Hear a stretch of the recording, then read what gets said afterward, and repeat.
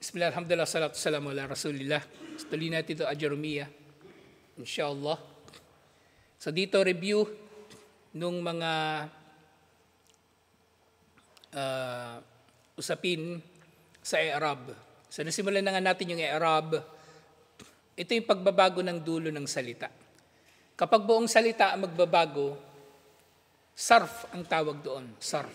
Sod, ra, fa. Pero kapag ang dulo lang dahil sa kanyang posisyon bilang isa sa mga awamil sa sentence, kung siya ba yung gumagawa, siya ba yung ginagawan o ano paman, i'rab ang tawag doon. At yung i'rab ay meron itong mga alama.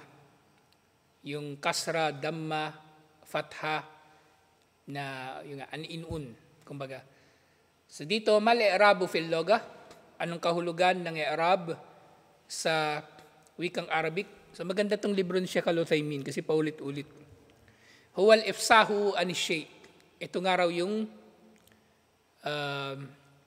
paglilinaw sa isang bagay. So sa pamagitan ng i'rab, nalilinaw natin ang mensahe ng isang sentence. So halimbawa nga, balikan natin yung Zaidun. Diba Zaidun, pangalan ng tao? Zaid. Mas nagiging malinaw ang sentence na yon kapag nagbago-bago ang dulo ng Zaidun.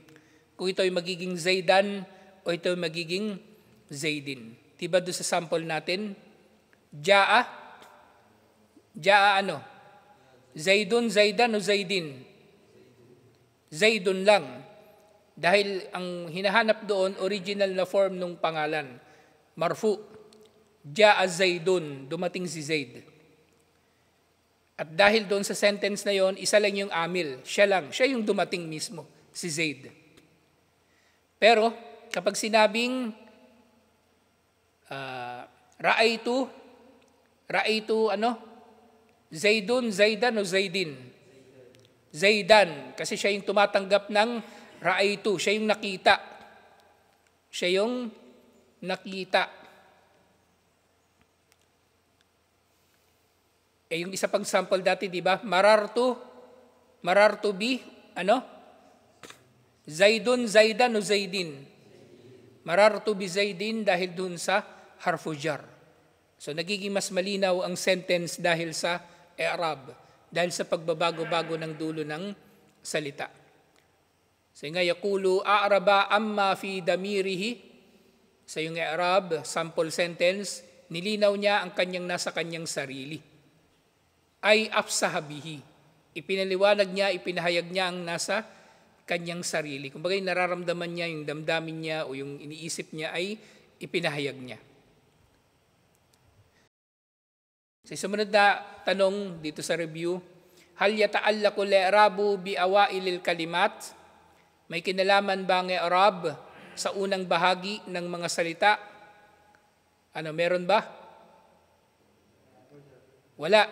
Kasi ang i'rab sa dulo lang. Zaidan, Zaidun, Zaidin, yun lang.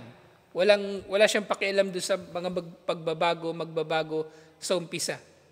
La, bal yata'allaqu bi awakhiriha. Wala siyang kinalaman sa umpisa ng salita. May kinalaman lang ang i'rab sa dulo ng salita. Ngayon kung meron mang magbabago sa umpisa ng salita, katulad ng mangyayari sa sarf o sa conjugation ng mga verb, hindi yun i'rab, yun ay sarf. Yun ay sarf. So nga qaulul muallif, tagyiru awakhiril kalimi li ikhtilafil awamili. Ang i'rab, sabi ng author ni Ibn Ajrum, tagyiru awakhiril kalimi, pagbabago sa dulo ng mga salita. Pagbabago sa dulo ng mga salita. Anong dahilan? Bakit nagbabago ang dulo ng salita? Li ikhtilafil awamili. Dahil sa pagbabago ng amil, ng mga tao, kumbaga, na naroon sa sentence. Bawa nga, ja'a Zaidun, isa lang yung amil doon. Si Zaid mismo. Kaya Zaidun lang. Siya ang dumating. Pero nung sinabi, ra'aytu Zaidan, dalawa na sila. Si Zaidun na nakita at yung nakakita kay Zaid na nagsasalita. Kaya yung si Zaid na nakita, siya yung tumatanggap ng verb. Siya yung nagiging Zaidan. Nagiging Zaidan. So, halimbawa, doon muna tayo sa dalawa ha, yung Zaidun at Zaidan. Palitan natin yung verb. Ja'a Zaidun, si Zaid ang dumating. Pero halimbawa, sasabihin natin, darasa Zaidun. Darasa Zaidun. Darasa, ano ibig sabihin darasa? Nag-aral. O ano ibig sabihin darasa Zaidun? Nag-aral si Zaid. Ilan ang amil sa sentence na yun? Isa lang, si Zaid lang. Kaya Zaidun lang yun talaga. Si Zaidun lang yun talaga. O ano na lang, hanap tayo ng verb na transitive. Ibig sabihin yung mutaaddi. Yung gumagawa at ginagawan. Daraba. Daraba Zaidun. Ano ibig sabihin ng daraba? Sinuntok niya. So daraba Zaidun, ibig sabihin sinuntok ni Zaid o nanuntok si Zaid. Pero kung si Zaid yung sinuntok, ano mangyayari? Daraba Zaidan. Katulad dun sa Ra'aytu Zaidan, si Zaid ang nakita, eto daraba Zaidan, si Zaid ang sinuntok. Kaya siya naging Zaidan. Daraba Zaidun, si Zaid ang sumuntok. Pero daraba Zaidan, sinuntok niya. Dalawa silang amil yung nanuntok at si Zaid na sinuntok. Daraba Zaidan, sinuntok niya si Zaid. Siyempre yung Zaidin, palagi kapag merong harfu jar. Dulo lang ang nagbabago. Dulo lang ang nagbabago. Yung Arab nga, tagyiru awakiril kalimi. Pagbabago sa dulo ng salita. Li'iktilafil awamili, dahil sa pagbabago ng amil sa mga salita. Siya ba yung gumagawa? Siya yung ginagawan? O ano paman? Allamu huna, mas muha, yung lam na tinutukoy dito, ito siguro tinutukoy dito, li'iktilafi, yung li dito. Ito daw ay ta'liliya. Ta'lil, ibig sabihin dahilan. Ya'ni, idha kana tagira min ajli ikhtilafil amil. Kung ang pagbabago sa salita ay dulot ng pagbabago ng kanyang posisyon sa sentence, kung siya ba yung gumagawa o siya yung ginagawan, yun ay i'rab. Pero kung yung pagbabago sa dulo ng salita ay dulot ng, yung isang sample natin, di ba? Dulot ng pagbabago-bago sa accent o pronunciation ng iba't ibang Arabo, na yung haythu, nagiging haytha o nagiging haythi, hindi yun i'rab. Hindi yun i'rab. Sige nga, hasanun, kharaja bihi ikhtilaful lugat. Ito na nga. Hindi kasama dito yung pagkakaiba-iba sa mga salita. Hindi kasama rito yung pagkakaiba-iba sa mga salita. Yung nga yung haytha, haythi at haythu. Hindi yun nagbago. Kasi yung haythu pa rin. Kasi nga, hindi siya kasama doon. Dito naam, fima law ikhtalafa ikhtilaf al-lugat, fa innama la yu'addu i'raban. So kung nagbabago-bago ang tulo ng salita dahil iba-iba ang pronunciation ng mga tao, hindi ito may tuturing na nagbago dahil sa i'rab. Yung halimbawa, haythu, fafiha lugatun thalathatun. Haythu, wahaytha, wahaythi. Sa mga Arabo, iba't ibang Arabo, may iba-iba silang pronunciation dito. Haythu, haytha at haythi. Hindi ito nagbago dahil sa pagiging iba ng kanyang amil. Lahat yan pare-pareho ng kahulugan. Hindi katulad ng Zaidan, Zaidun. Si Zaidun yung gumawa, si Zaidan yung ginawan. Ito hindi. Kaya hindi yan kasama. So ito nga ay takhtalif. Iba ito dun sa i'rab. La taqulo, inna hada i'rabun. Huwag mong sasabihin na ang pagbabago na ito ng haythu na naging haytha na naging haythi ay dulot ng i'rab. Hindi ito i'rab. Lianna ikhtilafiha bil fathi wad dammi wal kasri ikhtilafu lugat. Dahil ang pagbabago dito, na siya ay naging damma, na siya ay naging fatha, na siya ay naging kasra, ay hindi dulot ng i'rab. Ito ay dulot ng ikhtilaful lugat. So yung sinasabi ng author na lafdan at takdiran, ang kahulugan nito, anna tagira kad yakunu lafdan. Lafdan, ibig sabihin, nagbago talaga yung kanyang dulo. An in un. Dahil siya ay sahih na isim. Halimbawa, aliyun, aliyan, aliyin. Zaidun, zaidan, zaidin. Nagbago talaga siya. Wakad yakunu takdiran. At yung takdir nga, ito na yung mga isim na hindi magbabago ang kanyang dulo, pero ina-assume na nagbago ang kanyang dulo depende sa kanyang amil. Kung siya ba yung gumagawa o siya ba yung ginagawan. Halimbawa nga yung isa, so i-apply natin muli kay isa, yung daraba. Daraba isa, sinuntok ni isa o sumuntok si isa. Duriba isa. So ganun din si isa yung sinuntok naman. O kumbaga, siya yung tumatanggap pero nananatili siya na isa. Nananatili siya na isa. O ra'aytu isa, ganun pa rin. Ra'aytu isa, nakita ko si isa. Yung ya niya, yung alif maksura, nananatiling alif maksura. Mahiya huruful illa. So yung huruful illa, yung ibig sabihin huruf na mayroong dahilan. Nang dulo nito ay alif, waw at ya. May dahilan na hindi siya nagbabago. Yung isa, ang dulo niya ay alif maksura. So napapabilang siya dito sa alif. Napapabilang siya dito sa alif. Yung huruful illa, hal yuqaddaru alayha al-i'rabu fi kulli halat? Fi kulli halat? So mga huruful illa daw na ito, mga salita na ang dulo niya ay alif, waw at ya. So applicable ba sa kanya ito na siya ay may takdir, hindi siya nagbabago kahit kailan? So yun nga sinasabi, wa tuqaddaru ad-damma wal kasra.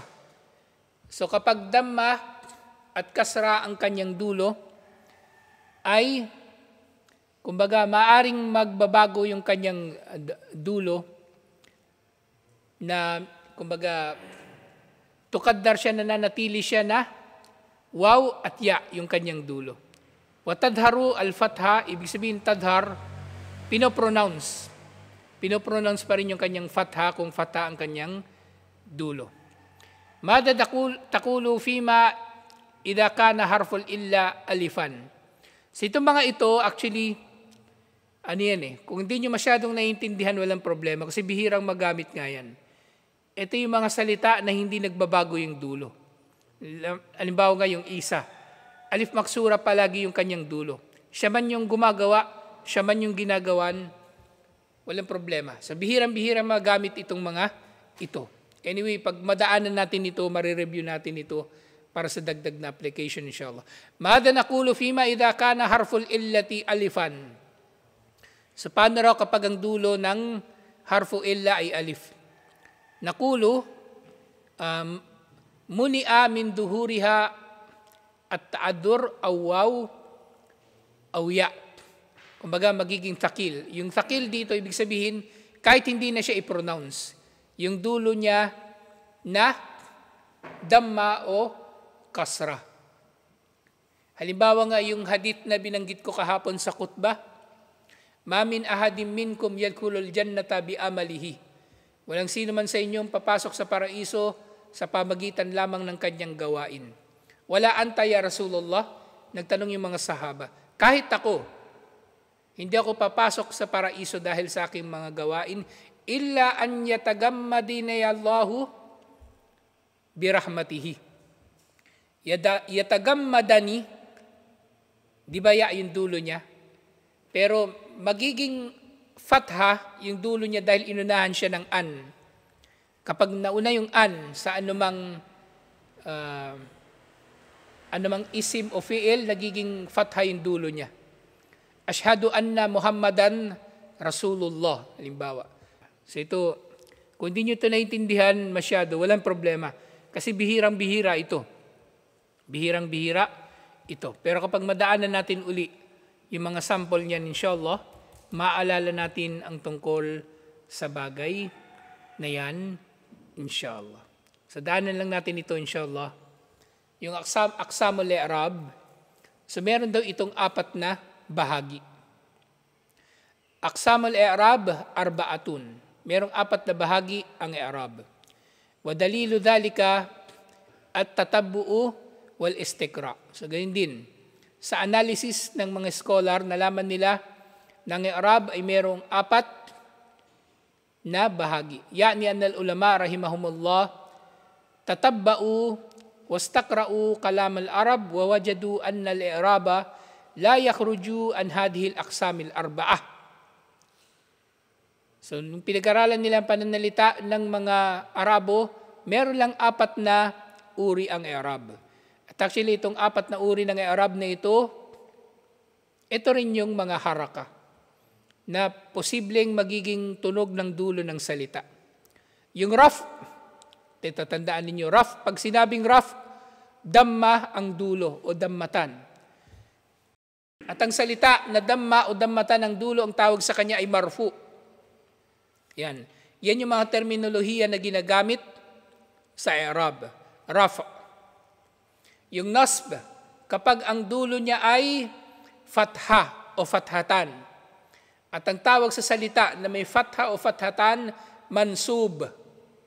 Mansub. Khafd. Kasra. Kapag ang dulo niya ay kasra o kasratain.